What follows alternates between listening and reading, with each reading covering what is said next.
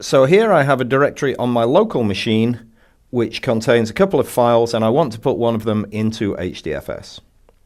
All of the commands which interact with the Hadoop file system start with Hadoop FS. So first of all, let's see what we have in HDFS to start with. I do that by saying Hadoop FS minus ls. That gives me a listing of what's in my home directory on the Hadoop cluster. Because I'm logged into the local machine as a user called training, my home directory in HDFS is /user/training, and as you can see, there's nothing there. So now let's upload our purchases.txt file. We do that with Hadoop FS minus put purchases.txt.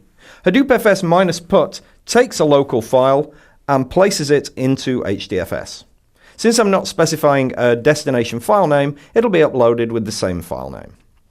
So it takes a few seconds to upload, and now I can do another Hadoop FS minus ls, and we can see that that file is now in HDFS. I can take a look at the last few lines of the file by saying Hadoop FS minus tail, and then the file name, and that just displays the last few lines on the screen for me. There's also a Hadoop FS minus cat, which will display the entire contents of the file, and we'll use that later. There are plenty of other Hadoop FS commands, and as you'll probably have started to realize, they closely mirror standard Unix file system commands. So if I want to rename the file, for example, I can say Hadoop FS minus mv, which moves purchases.txt, in this case to newname.txt.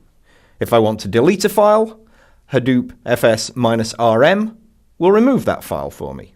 So let's get rid of newname.txt from HDFS. I create a directory in HDFS by saying Hadoop FS minus makedir and then the directory name. And now let's upload purchases.txt and place it in the myInput directory so that it's ready for processing by HDFS.